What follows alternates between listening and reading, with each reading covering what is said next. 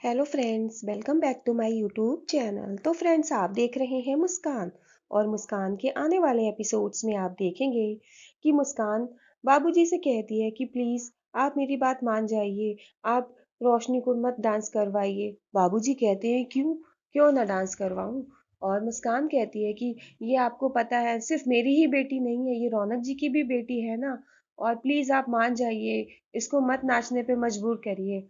तो फिर बाबूजी कहते हैं कि मैंने इसको इसी तरह से बड़ा किया है, मैं इसको एक बहुत बड़ी नाचने वाली बनाऊंगा। और देखना एक दिन ये मेरा नाम रोशन करेगी। जैसे मैंने तुझे तैयार किया था वैसे ही मैंने इसको भी तैयार किया है। और देखना कि ये एकदम धमाल मचा के रख देगी और कितनी खूबसूरत होगी। तो देखना। और अब कुछ नहीं हो सकता है। तो मुस्कान कहती है कि प्लीज बाबूजी आप मान जाइए, इसको मत नाचने पे मजबूर करिए, उसको मत नचवाइए प्लीज। और फिर बाबूजी कहते हैं कि नहीं, नाचना तो पड़ेगा ही। और मुस्कान कहती है कि मान जाइए, रोशनी से मत डांस करवाइए। और मुस्कान रो रो के कह रही होती, और अब तुम भी नहीं कर सकती हो, तुम्हारे पास जो समय था तुमने वो जाया कर दिया। और तुम सोच लो कि तुम्हें क्या करना है। और मुस्कान को बाबूजी कहते हैं कि या तो तुम नाचोगी या तो फिर रोशनी नाचेगी। अब तुम डिसाइड कर लो कि कौन नाचेगा। मुस्कान बहुत परेशान हो जाती है, अब उसको नहीं समझ में आ रहा होता क्या करे। जिस दुनिया को वो छोड़ चुकी है, फिर उसको बाबूजी आपकी रेलगाड़ी भी आती है। और इधर आप देखेंगे कि रौनक घर पर होता है और उसके सर में बहुत तेज दर्द हो रहा होता है। और वो ये सोचता है कि आज पता नहीं क्या हो गया है, सर में इतना दर्द हो रहा है कि पता नहीं क्या बात है। उलझन भी पड़ रही है, बेचैनी भी हो रही है। और आज मुझे मुस्कान की बहुत याद आ रही है। मुस्कान तुम कहाँ हो। मुस्कान को बहुत याद करता है रौनक और अपने पुराने दिनों के बारे में सोचने लगता है। और वो मुस्कान के बारे में याद कर करके खुश भी होता है और दुखी भी होता है, क्योंकि मुस्कान उसके साथ नहीं होती है। रौनक मुस्कान को बहुत मिस करता है। और रौनक के सर का दर्द बढ़ता जा रहा होता है। रौनक को समझ नहीं आता कि आखिर उसके सर में दर्द क्यों हो रहा है इतना, जो ठीक भी नहीं हो रहा है। और रौनक बहुत परेशान होता है। वो अभी भी मुस्कान के बारे में ही सोच रहा होता है। मुस्कान की याद उसके दिल से निकलती ही नहीं है। वो हर पल मुस्कान को ही याद करता रहता है। और वो ऐसे ही मुस्कान को याद करते करते अपने रूम से निकल के जा रहा होता है। इतने में उसको खुशी देख लेती है। खुशी कहती है, पॉप्स आप यहाँ, आप आ जाइए। पॉप्स आप मुझे स्टोरी सुना देंगे, मुझे नींद नहीं आ रही है। तो उसके पॉप्स कहते हैं कि हाँ बेटा, मैं आपको स्टोरी सुनाता हूँ। और फिर रौनक एक बंदर की स्टोरी खुशी को सुनाने लगता है। कि वो बताता है एक बंदर था। और फिर वो खुशी से कहता है कि बेटा अगर आप आंखें बंद करके सुनोगे ना, तो आपको स्टोरी और भी अच्छी लगेगी। और रौनक खुशी को स्टोरी सुनाने लगता है और खुशी स्टोरी सुनते सुनते सो जाती है। रौनक देखता है कि खुशी सो गई है। और फिर वो खुशी की तरफ देखता है और खुशी को फिर वो लिटाने लगता है। वो देखता है कि उसके सर में अभी भी दर्द हो रहा होता है, दर्द बंद नहीं होता है। इतने में वहां पर निशा सामने से आती है। निशा कहती है कि रौनक जी, अगर आप मुस्कान को याद कर रहे हैं तो इसमें गलत क्या है। वो आपकी पत्नी थी, आज आपके बीच नहीं है। अगर आपको उनकी याद आती है तो ये तो जायज़ है, क्योंकि वो आपकी पत्नी थी, आप उनसे प्यार करते थे। और आप मुझे अपनी पत्नी ना सही, लेकिन अपनी दोस्त मानिए, और आप अपनी इस दोस्त से सारी बातें शेयर कर सकते हैं। आप अगर मुस्कान की कोई भी बात मुझसे शेयर करेंगे तो मुझे बुरा नहीं लगेगा। आप मुझसे बात कर सकते हैं, आपका मन भी हल्का हो जाएगा। तो रौनक कहता है कि नहीं, कोई बात नहीं है, और बस मेरे सर में दर्द है और कुछ नहीं। और फिर वो ये कहकर जाता है। इधर आप देखेंगे कि रोशनी तैयार होके आती है। मुस्कान देखती है कि रोशनी ने एक लहंगा पहन लिया है। मुस्कान रोशनी को देखकर रोने लगती है। वो कहती है कि नहीं, ये क्या पहन लिया आपने, नहीं मैं आपको नहीं नाचने दूंगी। और फिर वहां से भाग के जाती है। रोशनी रोकने की कोशिश करती है लेकिन मुस्कान नहीं रुकती। मुस्कान सीधे बाबूजी के पास जाती है। वो बाबूजी से कहती है कि नहीं, आप ऐसा नहीं कर सकते, आप मेरी बेटी रोशनी को नहीं नाचने पे मजबूर कर सकते, वो नहीं नाचेगी आज।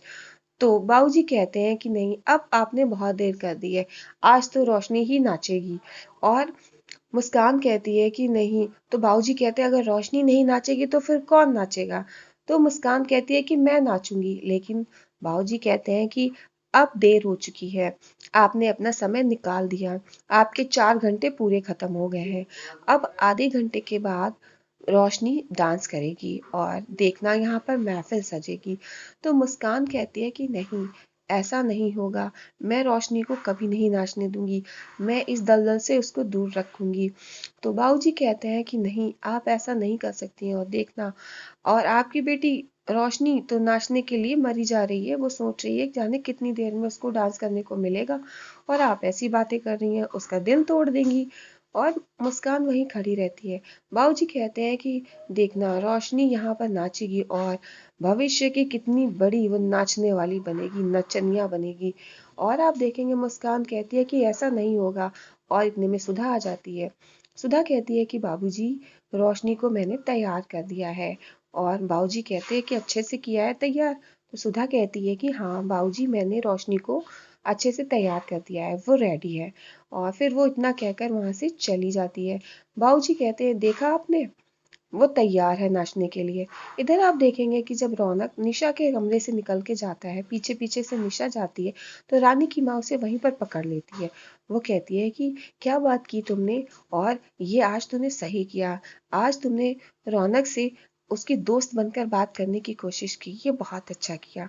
अगर वो तुमसे अपनी बातें शेयर करने लगे और तुमसे पूछ के सब काम करने लगे, कुछ भी करे तुम्हारी परमिशन लेके करे, तो फिर तो बहुत अच्छा होगा।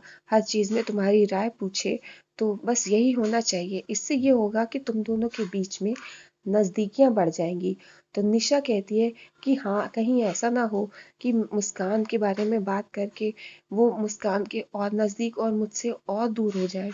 तो रानी की माँ कहती है कि नहीं, ऐसा नहीं होगा। अगर वो तुमसे मुस्कान के बारे में बात करेगा तो तुम्हारे और क्लोज हो जाएगा। इधर आप देखेंगे करने लगती है। फिर इधर आप देखेंगे कि मुस्कान खड़ी होती है और मुस्कान बाऊजी से कहती है कि नहीं, वो नहीं नाचेगी, उसकी जगह मैं नाचूंगी। लेकिन बाऊजी कहते हैं, अब आपने देर कर दी है, अब कुछ भी नहीं हो सकता, अब तो वही नाचेगी। अब आधे घंटे के बाद देखिएगा, आधे घंटे में अब रोशनी का डांस शुरू होगा। और इधर आप देखेंगे, जैसे ही सर जी बाऊजी वो ड्रिंक का ग्लास रखते हैं, मुस्कान तो उठा लेती है और तोड़ के अपने हाथ पे मार लेती है, और वहां से खून निकलने लगता है। बाऊजी कहते हैं, ये क्या किया आपने? तो मुस्कान कहती है कि मर जाने दीजिए मुझे, मैं यहीं मर जाऊंगी, और यहाँ पर जब पुलिस आएगी तब ये जो आपने यहाँ पे अपना कारोबार बना रखा है, सब का सब बंद हो जाएगा। बाबूजी कहते, पुलिस को तो मैं अपनी जेब में रखता हूँ, और ये जो आप करना चाह रही है तो कर लीजिए। तो मुस्कान कहती है, मुझे अपनी परवाह नहीं है। बाबूजी कहते हैं, आप सोचिए अपने बारे में। तो मुस्कान कहती, मुझे अपनी परवाह नहीं है, मैं सिर्फ अपनी बेटी की परवाह करती हूँ, और मेरी बेटी को मैं यहाँ पर इस दलदल में नहीं घुसने दूंगी, उस इस दलदल से निकाल के ही रहूंगी। बाबूजी कहते हैं, तुम कुछ नहीं कर सकती हो। और मुस्कान कहती है, तो फिर मत जाने दीजिए मुझे, जब यहाँ पर प्रेस वाले मीडिया वाले आएंगे ना, तब सब पता चल जाएगा, मैं तो मर जाऊंगी। रोशनी तो आपके हाथ से जाएगी जाएगी, लेकिन ये जो कारोबार आपने बना रखा है ना, ये भी सब खत्म हो जाएगा, और आप एक बार फिर जेल में पहुंच जाएंगे। इधर आप देखेंगे कि रौनक बैठा सोच रहा होता है।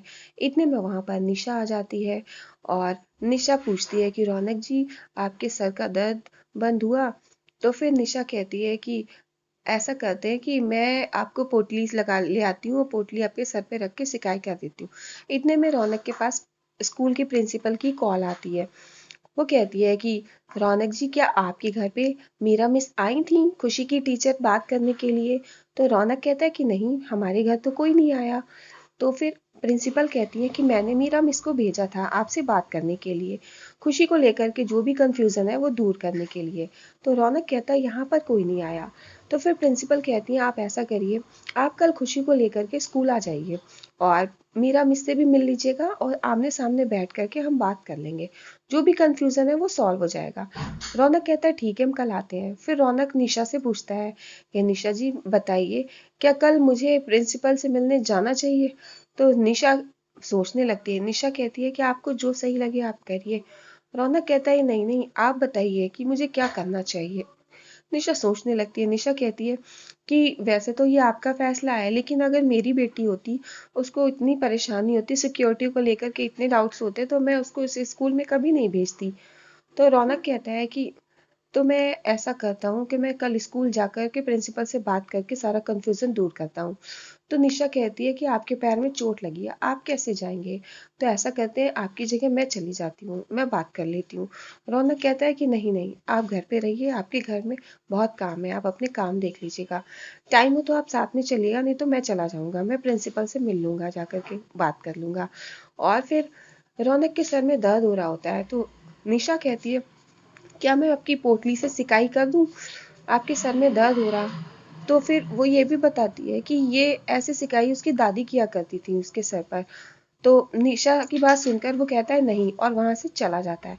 निशा कहती, ऐसा क्या मैंने कह दिया कि वो इतना गुस्सा होकर चले गए? निशा सोच ही रही होती है कि कहीं अगर रौनक जी स्कूल चले गए और स्कूल में मुस्कान से मिल लिए, तो मुस्कान घर में और मैं घर के बाहर। इतने में वहां पर रानी की माँ आ जाती है। रानी की माँ कहती है कि क्या बात हुई? तो निशा बहुत डरी हुई होती है। इधर आप देखेंगे कि मुस्कान बहुत परेशान होती है। मुस्कान को सर जी ने बांध के रखा होता है, और सर जी कहते हैं कि तुम कुछ नहीं कर सकती हो और तुम्हें यहीं बांध के रखेंगे। तुम्हें याद है ना, जब तुम पहली बार नाचने के लिए आई थी स्टेज पर, और मैं तो इस तरह से बैठा हुआ था, और मैंने जो तुम्हें देखा स्टेज पर, जो तुमने नाचा है ना, तुमने धमाल मचा के रख दिया। और जितने भी लोग वहां बैठे थे सब तुमको देखते ही रह गए। और मैं इस तरह से वहां पर बैठा हुआ था, मेरी नजर तुम पर थी, और तुमसे मेरी नजर हट ही नहीं रही थी कि तुम इतना अच्छा नाच रही थी। आज भी अगर तुम बिल्कुल वैसे ही नाच लो ना यहाँ पर, तो धमाल मचा के रख दोगी आज भी तुम। और मुस्कान चुप बैठी होती है, और बाबूजी कहते हैं, ये तुम्हारे लिए लहंगा, तुम यही पहन के आज नाचना। और मुस्कान सोच में पड़ जाती है।